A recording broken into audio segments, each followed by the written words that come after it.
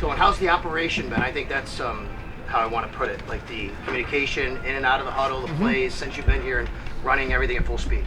I think it's progressing really well. I think the guys are having a good sense of urgency when we're getting in and out of the huddle or swapping out receivers, changing personnel or whatever it might be. Have a good sense of urgency. I think the communication's been good. It was good test for us here the other night to kind of get a little bit of that going and a little bit of that rolling just in a little bit more of a live type action. So these preseason games will be good for that communication and just to kind of continue to grow and just get a feel for each other and that smoothness of being able to do those things. Ken, where were you for that scrimmage? Were you up top? Yeah, I was up top. How did that go? It went good. And, honestly, right now, it's like I had my whole mindset of like, yeah, I want to be down the field, but like, honestly, right now, I'm not 100% sure the direction that we'll go there. It felt good up top, just be able to kind of have things organized and set out, but I've spent my whole career down on the field, so that vision I'm kind of used to. So right now we're still kind of playing with it a little bit, and we'll settle on it here at some point. But fortunately, we're not in a rush because I want to make sure it's wherever I'm most comfortable and wherever the team and the guys are comfortable with us. Was there anything different you noticed being up top since you're so used to being on the field? Was there anything? No, I mean, I was, when I first got here with Dave's, I was up top, and then we switched. So, I've been up there for a little bit, and that was kind of like the first half or so of the season. So it's definitely a different vantage point and just a different way of seeing things. But it was good. I felt like the communication was really good between the box and the sideline. And no matter where you're at, that's going to be critical. If you're up in the box, you really got to trust your coaches down the field. They're relaying kind of the feel of the sideline and that communication there. If you're down on the field, you got to really trust the box guys to kind of be your eyes and be the vision of some of the things that might be a little bit in your blind spots down the field.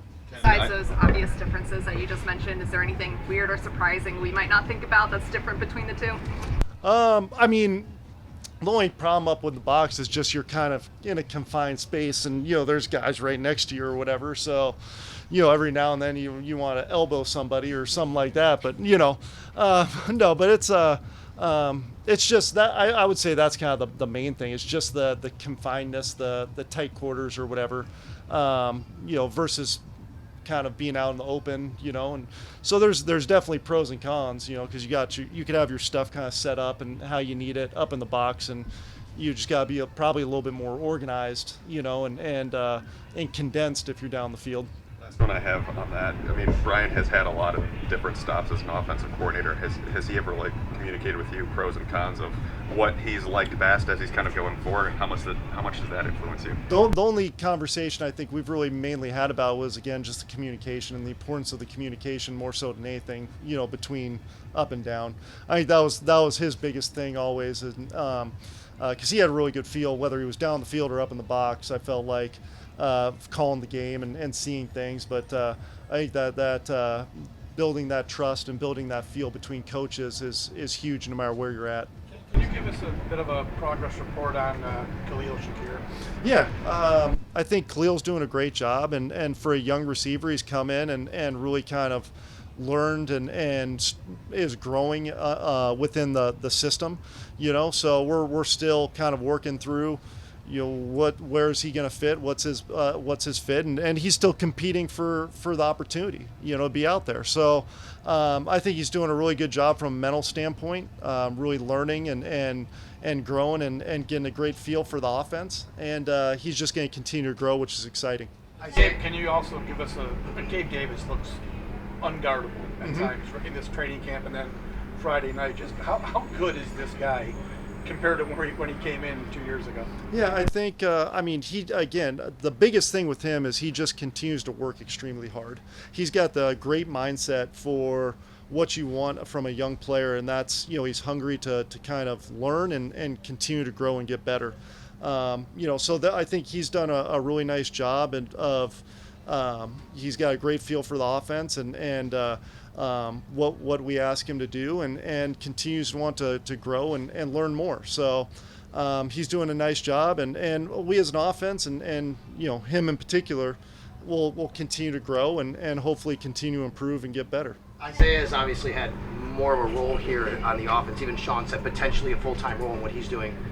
When you were in your previous position before being elevated, did you always maybe have that vision of things he could do if you were ever in that spot and able to run the offense? I mean, I think when you're in a more supportive role, I should say, when you're a position coach, you're always trying to give insight and kind of ideas and those different things to Dave's was kind of my thought process. So you're always kind of figuring out different ways to try to use your personnel and utilize it. And then as the coordinator, you're kind of looking at big picture and how it all ties together. I thought Dave's did a great job in the past with our personnel, and really evolved the offense in a great direction. And we're just trying to do the same thing based off the personnel we have, and he's been a great piece to that. Time with the different position groups, the way you do it, what you're comfortable with, evolved during this off season? Did you go in with one idea and you think, I need to be here a little more or there a little more? Has that changed, or do you envision it changing?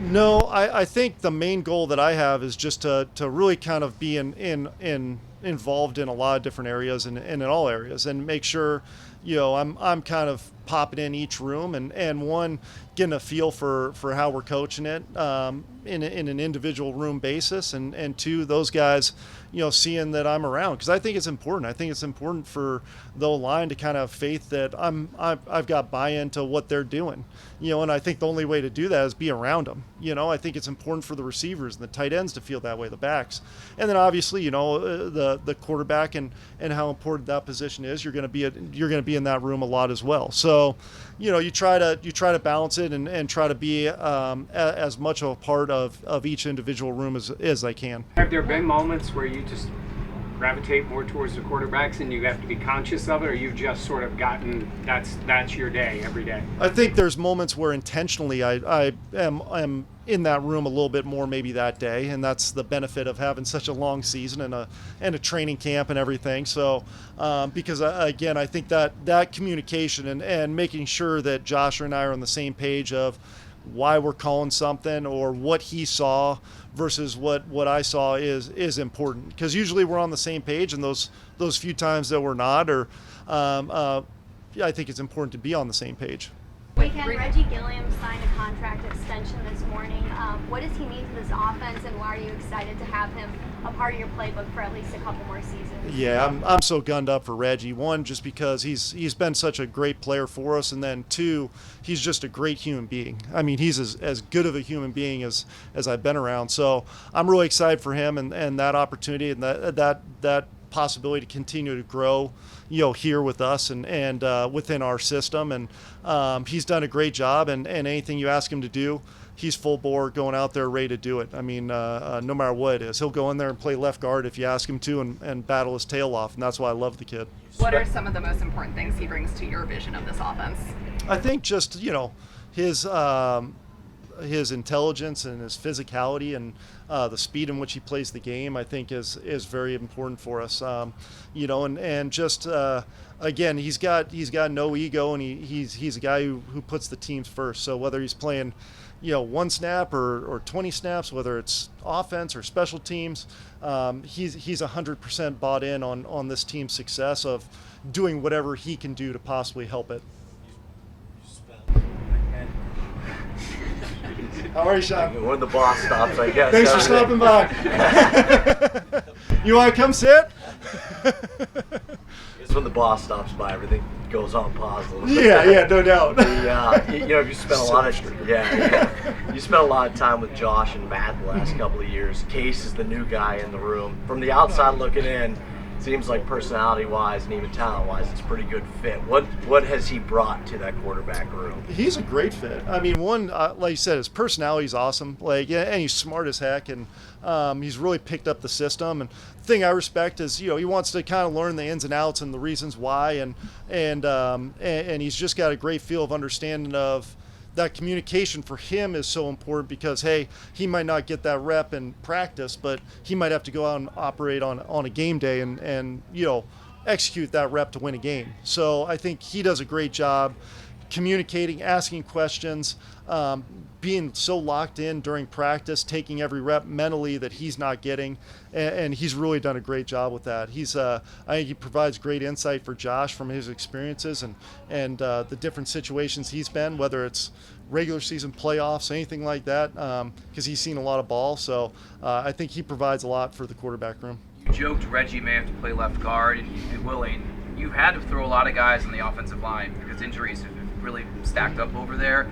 Continuity is a big word used with offensive line. Is there I don't want to use the word deadline, but is there a point before the season begins that you feel you need to have the 5 set to feel comfortable that they can have that continuity and gel in time for week 1? Yeah, I think that's a little bit of a feel thing. I don't think you could put your finger on like this is the exact date we need to have everybody back or else. On the plus side for us is with that, some guys have gained some invaluable experience. Coming in and playing against some of the best D linemen in the league. I feel like, it's really pushed them and really forced some guys to really step up their game and take on larger roles and really hopefully have helped our depth there and hopefully help that competition for guys to really step up and push each other. So how many does this made things competition, maybe more so than you initially anticipated up front, because availability is the biggest thing, and these guys, as you said, are rising to the occasion to fill in for guys that maybe would have been presumed starters. Yeah, I think, no matter what in this league, there's always going to be that competition. And, so I think it's been really good for those guys to kind of step in. And, as a player, as a former player, and I know all these guys, like, more reps the better. If I can get reps, great. If you want to give me reps with the 2s and 3s, and I'm usually a 3, great. I'm gonna take those reps and get as many as I can. And I think that's been the thing I love about these guys is some of those guys are stepping in and really having to take, double dip on the reps or whatever, and no one's blinked, no one's complained. They just go out there and work their tail off and do it. And is it a bit of a sliding scale between levels of experience too? Because the conversation between Saffold and say Spencer Brown, I think would be completely different, right? Yeah, no, and I think that's where having a guy like Coach Cromer's really helped us out, because his experience and he's seen a lot of these different types of situations, so he knows how to help, Spencer or Roger, who's not been able to be out there as much, just as much as he's helping Mitch Morris, who hasn't missed a day, and Deion Dawkins, who's out there all the time, and Bates and all these guys, so he's got a great feel on how to balance, those guys who maybe they can't do this, but they can do this to kind of help continue to grow and then really kind of get them in the meeting room and coach them up in the meeting room. And he does a great job with those guys. And you mentioned a bunch of times how with wide receivers, you still want to get a better sense for some of them, not necessarily define their roles. Is that similar with running backs? Like, when do you maybe want to define more what these guys will do, and is there a deadline on that? Yeah, I don't know if there's ever really a deadline. I think, as the season goes too, there's constantly going to be, kind of a shift in that stuff potentially. I think it's important not to handcuff yourself. I think that's what a lot of the great coaches out there do of, hey, this is my personnel and how can I use them more so than, hey, this is my system and you better fit in my that personnel better fit into it. I think some of the great ones are really able to adjust to their personnel as the season goes, because that might change either due to injury or due to, hey, I didn't think this guy can do it, but then all of a sudden he did, and it's like, oh, maybe we can do this a little bit more. So I think that's a constant flow and a constant feel, and hopefully that helps you with your tendencies and all those different things too. You mentioned Mitch a little bit there. Last week, Josh talked about Mitch a little bit, just saying that he doesn't remember him ever playing at this high of a level. He's just really getting after it. What have you seen from him during camp? I love his attitude. I love his outlook, and I love the fact he comes out and just works incredibly hard every day. There's not a snap he's not going, full bore, and he doesn't take a play off, and he's just been great with that, and just to see his growth since he first got here till now, just the confidence that he's got, making calls and doing the different things that the center has to do, and then just the athletic ability and toughness that he has. I mean, it's just so much fun to watch him out there every day, because there's some times where it's like you just sit back as your coach and you're like, wow, I can't believe a center just did that, so it's been awesome, and I just really appreciate all those guys and how hard they're working. How much having him in the center there, does that help you maybe ease a little bit of the kind of nerves maybe on the other pieces that are juggling around him? Yeah, I think anytime you've got great experience in the middle, that's going to help that's just going to go from inside out, and that calming influence that he brings, I think is it's extremely helpful. Devin didn't play much on Friday. Was that you were good with what you saw from him? You want to see the other guys? Or is there anything there with him? No, I think it's just the nature of preseason and just kind of just the rotation of how things play out, and we do a pretty good job, I feel like, of working guys in and doing some different things. So I think it's just kind of the way it played out, and obviously, Devin's going to be a huge part of what we do, I feel like, and I'm excited about where he's going.